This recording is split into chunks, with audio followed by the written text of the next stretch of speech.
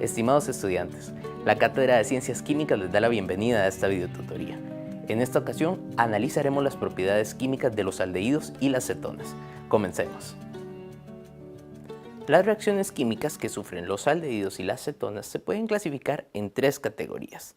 Primeramente están las adiciones nucleofílicas, en segundo lugar las condensaciones y en tercer lugar las reacciones de oxidación y reducción. Vamos a ir analizando cada uno de estos escenarios, comenzando con la adición nucleofílica. En este caso, un reactivo nucleofílico es capaz de atacar y adicionarse a un átomo de carbono deficiente de electrones que presenta el grupo carbonilo.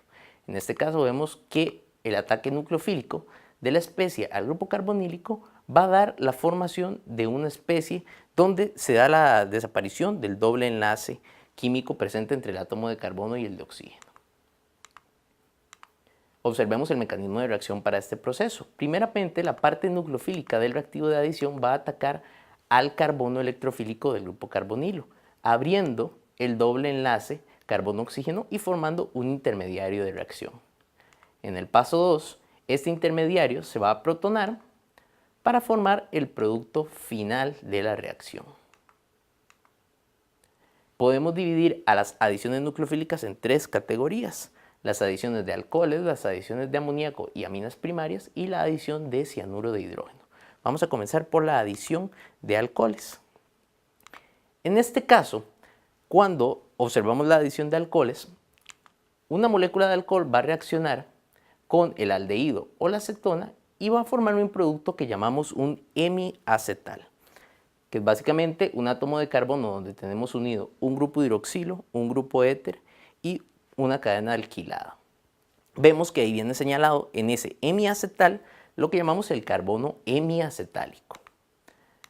Ahora, en caso de que tengamos en el medio un exceso de alcohol, se puede dar la formación de un acetal, es decir, a ese grupo se puede adicionar más moléculas de alcohol para formar lo que llamamos un acetal, un átomo de carbono con dos grupos éter unidos y un grupo alquilo. Observemos el mecanismo de reacción para estos procesos. En el paso 1, el sustrato toma un protón del ácido que cataliza la reacción y eso me permite formar las dos estructuras de resonancia que vemos en la pantalla. Vemos que las estructuras resonantes de la pantalla tienen o presentan la deslocalización del doble enlace sobre el par de electrones libre del oxígeno que anteriormente estaba formando el grupo carbonilo. En el paso 2 se adiciona el alcohol y se desprende el hidrógeno del grupo hidroxilo para incorporarse al medio ácido y así formar el producto hemiacetal. En un tercer paso, el hemiacetal se puede protonar y así se pierde una molécula de agua, formándose nuevamente dos estructuras resonantes que son las que vemos en la pantalla. Nuevamente aquí vemos que la deslocalización viene dada por el movimiento entre un par de electrones libres del oxígeno para formar un doble enlace carbono-oxígeno. En el cuarto paso se va a adicionar una molécula de alcohol y se pierde un protón para formar finalmente el producto acetal. Ejemplos de este tipo de procesos es la reacción del acetaldehído con etanol, que en medio ácido me va a formar el hemiacetal que vemos en pantalla. En el caso de la reacción del acetaldehído, pero en un medio donde presentemos un exceso de etanol, vamos a obtener entonces la formación de un acetal.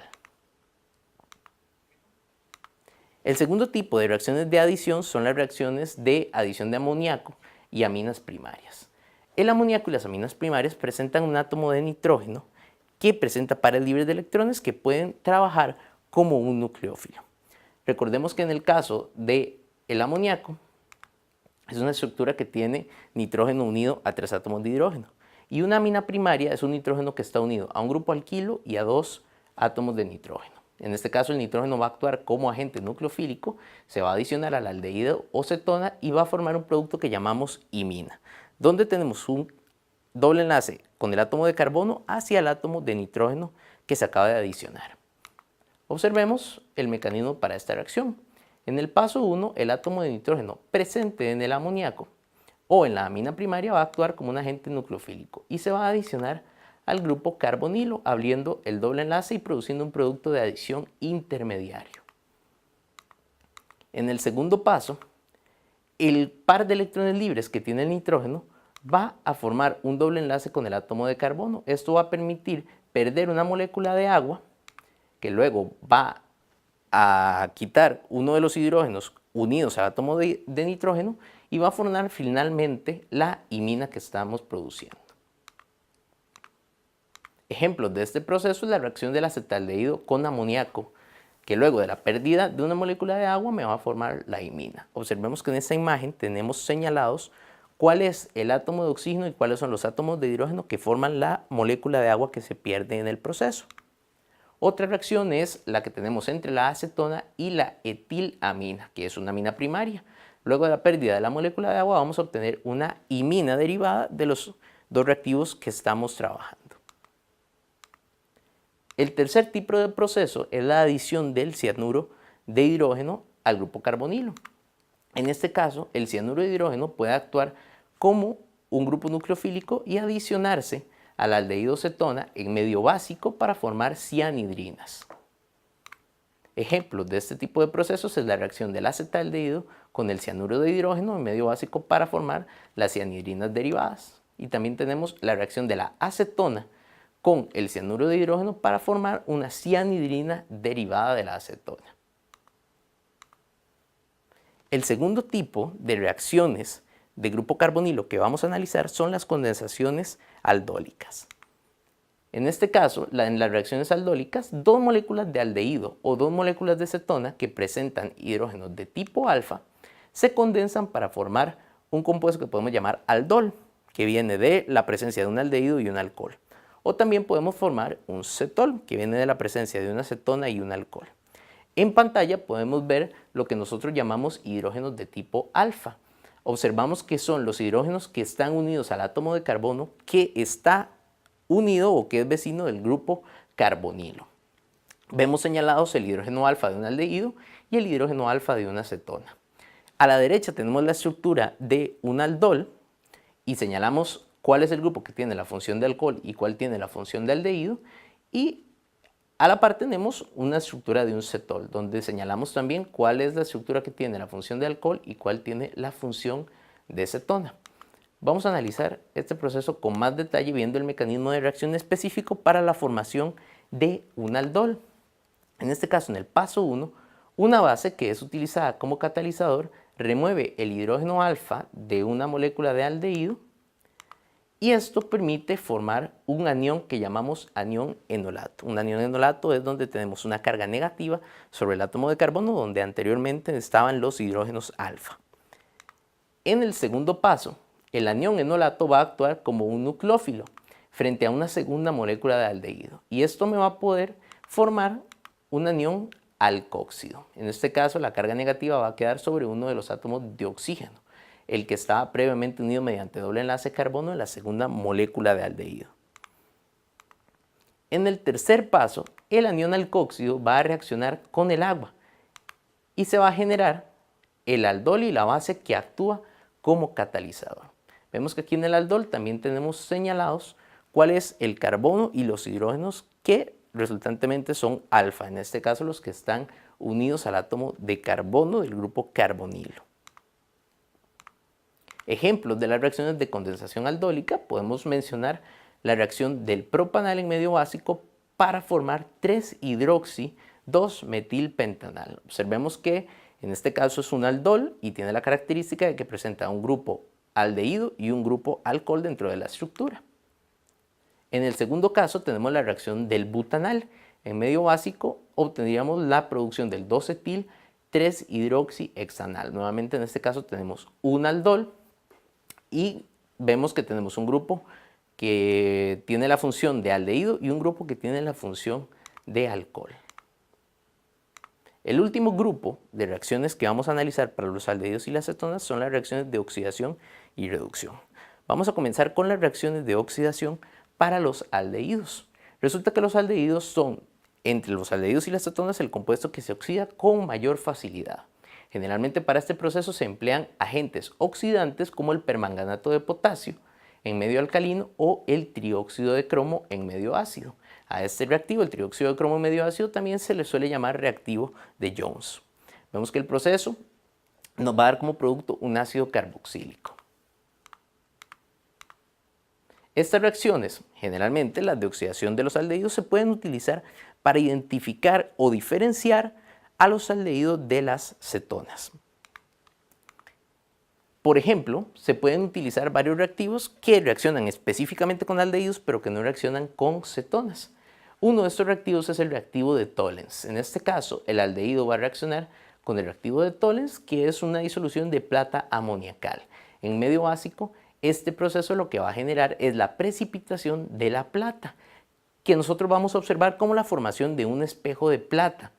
Esta formación de espejo de plata me identifica la presencia de un aldehído en un compuesto.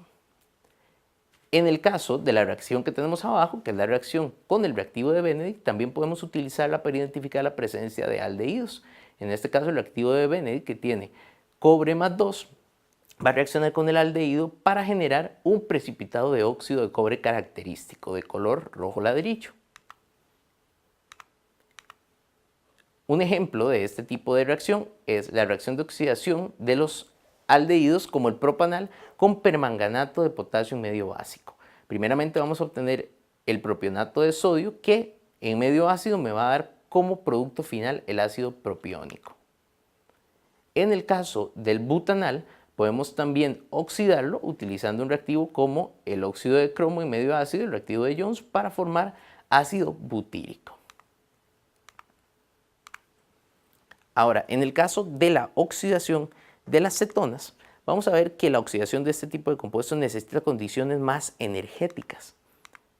Un ejemplo de este proceso es el que tenemos en pantalla, donde vemos que la ciclohexanona puede reaccionar con ácido nítrico, que es un agente oxidante, pero para este proceso necesitamos un catalizador como el óxido de vanadio.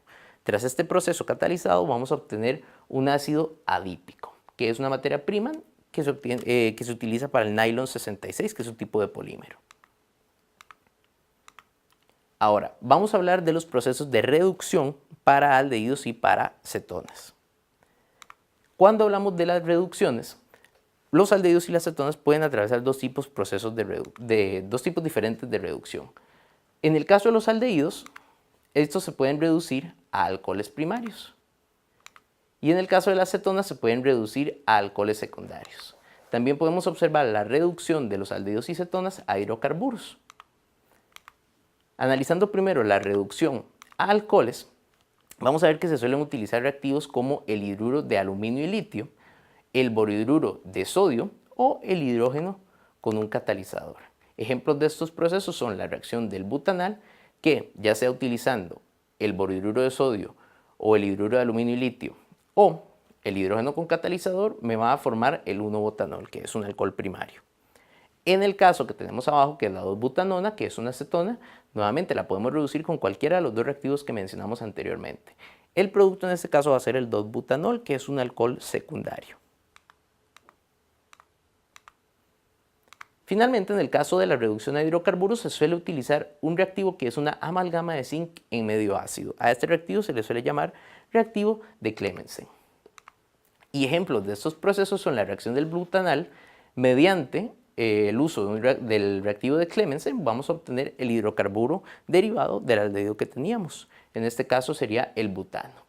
Y en el caso de la 2-butanona, vean que utilizando el mismo reactivo vamos a obtener el mismo producto que en el caso de la reducción del aldehído a hidrocarburos, que sería el butano. De parte de la Cátedra de Ciencias Químicas, esperamos que esta videotutoría haya sido de su utilidad. Muchas gracias.